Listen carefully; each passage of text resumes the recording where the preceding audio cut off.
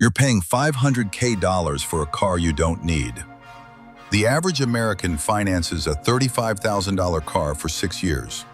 They think they're making a smart monthly payment. They're not. They just traded $500,000 of future wealth for a depreciating piece of metal. In this video, I'm showing you the math car dealers pray you never learn, and the strategy that turns your transportation into $350,000 instead. Welcome back to Solid Right, where we break down the new rules for building wealth. I'm Bo, and if you're new here, hit that subscribe button because every week we expose the financial traps keeping you broke. Stick around because at the end, I'm revealing the exact used car strategy that saves you $630,000 over 30 years. And nobody will even notice you're driving a worse car. All links in the description, plus the free guide at bluewave-marketing.com. Let's go.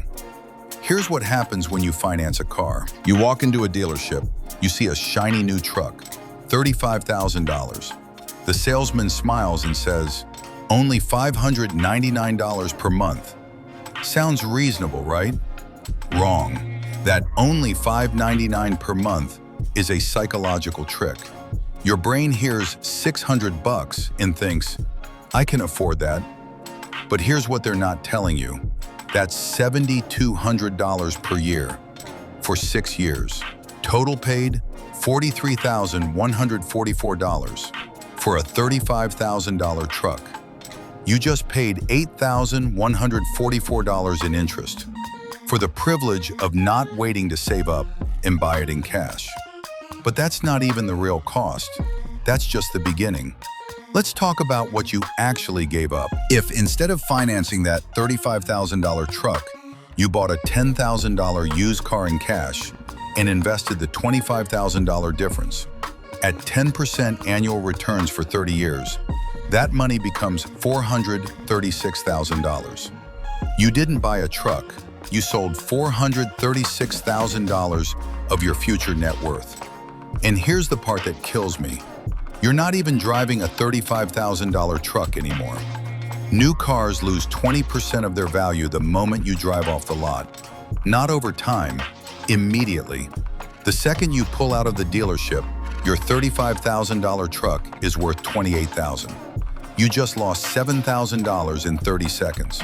After 1 year, down to $28,000. After 3 years, $21,000. After 5 years, $12,000. You financed $35,000. You paid $43,000 with interest. And in 5 years, you're driving a $12,000 car. You lost $31,000 just by existing. But wait, there's more. Because you didn't just lose the money you spent, you lost the money that money could have made. That's the real damage, opportunity cost. Here's the move that actually builds wealth. Buy a 3 to 5-year-old used car for $15,000 in cash, not financed, cash. You save up, you wait, you buy it outright. Get a pre-purchase inspection from an independent mechanic, $150. Make sure it's mechanically sound, no hidden problems. Drive it for 10 years, maintain it properly, oil changes, tires, brakes, $500 a year in maintenance. Still way cheaper than $599 a month. Now take the $20,000 you didn't spend on the new car and invest it. 30 years at 10%, $348,000. Same transportation, $350,000 difference. But here's what you're thinking right now. I want people to think I'm successful. My car is a status symbol. Let me tell you a secret. Nobody cares what you drive. You think people are impressed by your new truck? They're not. They're thinking about their own problems. Your neighbor doesn't care if you drive a 2025 F-150 or a 2020 Silverado. They care about their kids, their mortgage, their job stress. And when you're sitting in traffic, surrounded by 500 other cars, nobody's looking at you thinking, wow, that person has a newer model year than me. They must be doing well. They're thinking about where they're going and why traffic sucks. The only reason you think a new car matters is because the car industry spends $3 billion per year convincing you it matters. They show you beautiful people driving beautiful cars, living beautiful lives. It's all fake. Those people are actors. That lifestyle is scripted. The car doesn't come with the life. What the car does come with: a $599 monthly payment that traps you in a job you hate because you can't afford to quit. That's the real cost: financial handcuffs. Meanwhile, the person driving the 5-year-old Honda Accord, they have $350,000 in investments and the freedom to take risks because they're not trapped by payments.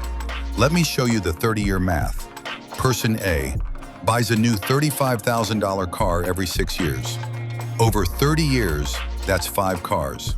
Total spent, $175,000. Investments, 0. Person B buys a $15,000 used car every 10 years. Over 30 years, that's 3 cars. Total spent, $45,000. Takes the difference, invests it. Result, $700,000 in investments. Same transportation, $630,000 difference. Person A is driving newer cars and is broke. Person B is driving slightly older cars and is a millionaire. Now, I'm not saying buy a piece of junk. I'm saying buy a reliable used car from a brand that lasts. Toyota, Honda, Mazda, Lexus, Subaru. These brands run for 200,000 miles if you maintain them. Spend $500 a year on maintenance. Change the oil, rotate the tires, replace the brakes when needed. It's boring, it works. But here's the objection I always hear. What about safety? New cars are way safer. Sure, a 2025 car is safer than a 1995 car, but a 2020 car is basically just as safe as a 2025 car.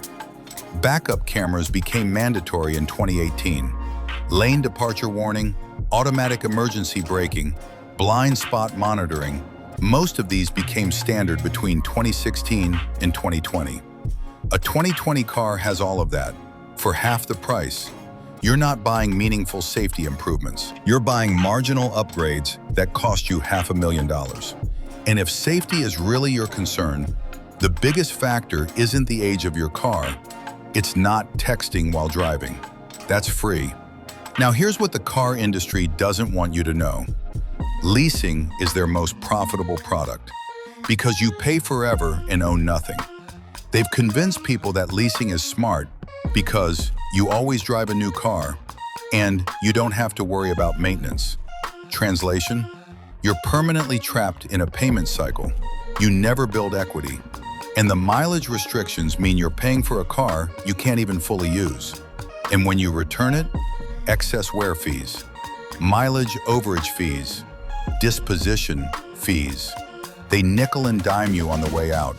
Meanwhile, you've spent $60,000 over 10 years and own nothing. That's $60,000 invested at 10% for 20 more years, $380,000. You traded $400,000 of wealth for the privilege of always having a new car. Congratulations, you played yourself. Here's your homework. Calculate what your car is actually costing you. Purchase price, interest, insurance, gas, depreciation, maintenance, opportunity cost. Add it all up. Then ask yourself, is this worth $500,000? If the answer is yes, you love your car, it brings you genuine joy, and you can truly afford it, great, buy it guilt-free. But if the answer is no, sell the car. Buy something reliable and cheaper. Invest the difference. Your 65-year-old self will thank you because they'll be financially free while their friends are still making car payments. Drop a comment. What's the dumbest car purchase you ever made? Be honest. I'll calculate the opportunity cost and tell you exactly what it cost you. For the complete wealth automation system, including how to automate your investments, optimize your taxes, and build the 4-bucket strategy, check out Wealth on Autopilot. Link in the description. Download the free guide at bluewave-marketing.com. If this changed how you think about cars, smash that like button, subscribe for more wealth-building strategies that actually work, and watch this next video where I show you why your house might be the worst investment you'll ever make. See you there.